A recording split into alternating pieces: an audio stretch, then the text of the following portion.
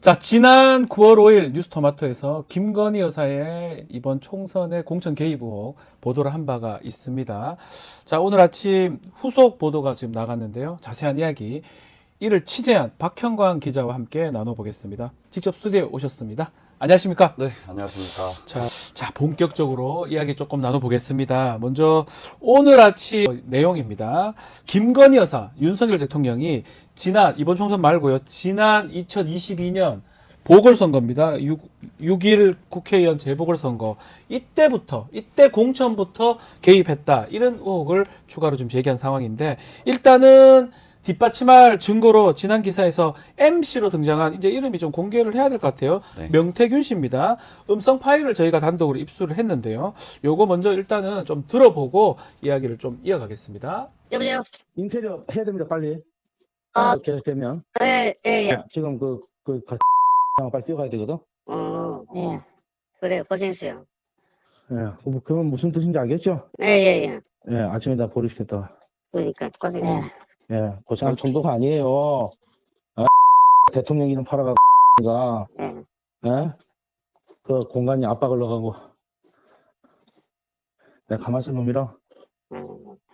언제 올라갑니까? 이따가 얘기하고, 직접 봐가지고. 예. 잠깐. 여보세요? 끝났어. 알겠어요? 네. 대통령 뜻이라고 해갖고, 네네네. 내가 대통령 전화한 거 아나? 내가 가만히 있을 놈이 아니잖아. 사모하고. 네네. 대통령 전화해갖고. 네. 대통령, 나는 김영철 했는데, 이라대. 그럼. 인생 끝났어. 고생하셨습니다. 그러니까 빨리 그 간판하고, 네네네. 그 소문 내면 안 돼요. 나중에 네네. 그거들 난리 날 겁니다. 네네네. 입 조심하라 하고, 네네네. 네, 우리끼리만 그거 하고, 알겠습니다. 아침에 발표할 거예요. 네네. 알겠습니다. 내일 아마 점심 때 발표하겠지, 그 행사가 있기 때문에. 네네네. 오거나. 예, 알겠습니다. 네, 알겠습니다. 자, 음성 파일에 따르면 김영선 전 의원입니다. 이게 보궐선거입니다. 지난 2022년도 보궐선거. 윤석열 대통령 내외로부터 공천을 약속받은 걸로 나옵니다. 그 내용이 좀 그렇게 들리는데 맞습니까? 네, 저희가 입수한 파일에 따르면 네. 저희도 그렇게 확인을 했고, 실제로 이게 지금 아까 전에는 자막에 2024년 5월 9일로 나왔는데, 네. 이게 2022년 5월 그렇죠? 9일입니다. 예, 그렇죠. 그래서 보궐선거 공천이 발표나기 바로 직전 날, 그렇죠. 공천 발표는 5월 10일이었거든요. 네. 근데 그 직전 전날 오전 10시 17분에 통화한 내용인데 예. 그 전에 이미 그 명태균 씨라는 분은 김영선 전 의원이 공천될 걸 알고 있었다. 알고 있었고요. 그렇죠. 아무도 뭐 발표된 바가 없었는데 네. 이미 알고 있었다는 거예요. 그래서 이게 그 처음에 초반부에 보면 인테리어를 빨리 해야 된다. 네. 이게 무슨 말이냐면 예비 후보 사무실이니까 지금은 본선 후보 사무실로 바꿔라. 그렇죠. 그리고 내일 이 지금 녹취 파일에는 담기지 않은 내용이긴 한데 내일 이제 많은 사람들이 찾아가서 행사가 있을 거다. 네. 그러니까 빨리 본선 후보 사무실로 인테리어를 바꿔라. 그런 내용입니다. 인테리어를 바꾸라는 게 개소식, 후보 사무실 바꿔라. 그쵸. 이걸로 지금 네, 맞습니다. 보이죠, 그죠? 음성 파일을 잠깐 들어보면 일단은 당시에 윤핵관으로 불리던 국회의원 2명이 아마 대통령을 위시해서 김영선 전 의원 아닌 다른 후보를 좀 공천하도록 공관위에 압력했다. 네. 이런 주장도 나와요. 아마 그때 공관위 상황하고 맥락이 비슷한 겁니까? 예, 저희가 취재한 바에 따르면 같은 얘기고요. 그리고 이게 Y씨와 K씨 그 윤핵관이라고 소위 부르는 윤석열 대통령의 핵심 관계자. 네. 굉장히 그때 당시에 정권의 실세라고 불리던 두 국회의원이시거든요.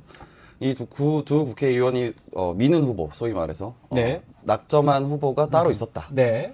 그게 사실은 저희가 기사에도 담았는데 지금 현역인 김종량 의원 예. 이 당시에 이 두 분이 미인 분이었다. 그때 밀었던 후보다. 네, 지금 이제 의창구에서 또 당선이 되셨죠, 네, 이번에. 지금 됐죠. 예. 예. 그래서 그분들이 밀었다. 그래서 이거를 저는 사실 여러 경로로 확인을 했어요. 네. 그리고 뭐 당시 당 대표가 이준석 대표였는데 이준석 대표도 당시에 김종량 후보가 처음에 거론된 건 맞다. 그렇게 얘기를 하셨고.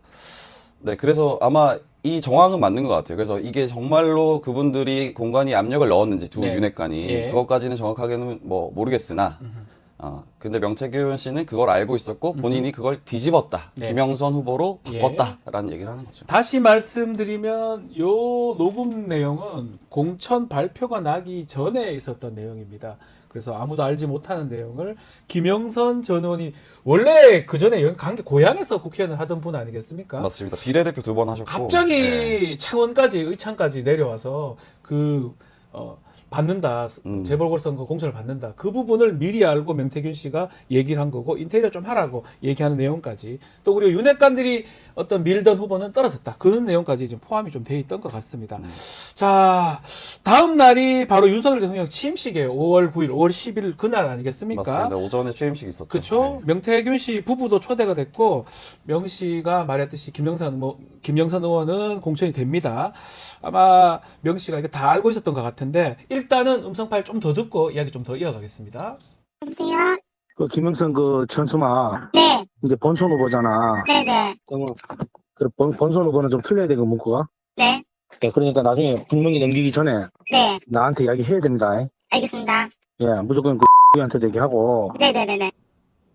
자, 대통령 취임식 그날이죠. 5월 9일. 방금 들으신 거는 그 전날이에요. 아, 전날. 네, 예. 5월 9일. 아까 예. 전에 처음 들었던 녹음 파일은 5월 9일 오전 10시 예. 17분. 예. 지금 들으신 오후던데요? 거는 오후입니다. 오후. 예. 예. 오후에 다시 전화해서 다시 한 번 더 명태균 씨가 체크를 하는 거예요. 그러니까 저 내용은 보면은 현수막 다시 좀 문구 신경 써라. 그러니까 저 내용은 이미 김영선 전 의원이 공천을 받을 거라는 걸 알고 있다는 것 동시에 그리고 명태균 씨가 굉장히 선거 캠프를 본인이 이제 좌지우지했다라는 거를 볼 수 있는 대목입니다. 자, 그때 좀 돌이켜보면 김영선 전 의원이 공천받는 게 예상 밖의 상황이었던 건가요? 엄청 큰 아무도 예상을 못했던 아. 상황이죠. 왜냐하면 김영선 의원은 아까 진행자님이 말씀하신 것처럼 비례대표 2번 하셨고 고향에서 재선을 하셨어요. 2번을 하셨어요. 네. 그러고 난 다음에 이분이 이제 창원 분이 아니세요. 거창 거창 사람이죠. 거창 창원하고 분이세요. 거창 다른데. 그래서 아예 연고도 없고 아무 지역 연고가 없는 분이신데 갑자기 보궐선거에 그리고 이게 18대 국회 때 네. 국회의원 마지막으로 계속 낙선을 하셨던 분이거든요. 그렇게 되면 이제 보통 정치권에서는 네. 뭐 이런 말씀 드려도 되는지 모르겠지만 퇴물 끝난 정치인이다, 거지, 예, 끝난 끝난 건데. 거다 이런 평가를 받긴 마련입니다. 근데 그런 분이 다시 복귀를 한다라는 게 그리고 본인의 연고도 없는 곳에서 굉장히 좀 놀라운 일이었다. 예, 그래서 그렇게 이게 평가할 수 있을 것 같아요. 문제가 되고 또 지금 말씀을 했지만 이게 명태균 씨는 사전에 이 상황을 다 알고 있었고요. 그래서 본선도 본인이 미리 현수막 달고 인테리어 하라고 준비를 한 거잖아요. 그렇습니다. 네. 맞습니다. 네. 자, 이뿐만 아닙니다. 지난 보도에서 22대 국회 총선거 당시에도 이 명태균 씨가 김영선 전 의원을 창원 의창 공천 컷오프 사실을 알고 김해 갑으로 좀 옮기려고 했던 거 이것을 주도했던 정황이 좀 드러났는데요. 이 해당 음성 파일도 좀 듣고 이야기 이어가겠습니다. 여보세요? 네, 본부장님. 기사 그 썼어요? 쓰셔가지고 주셨던데. 쓴 게 아니고 내 거지. 내가 쓴 거지.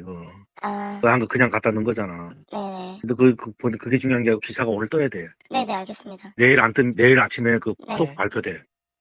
알겠습니다. 김영수 컷오프야. 여사가 직접 전화 왔어.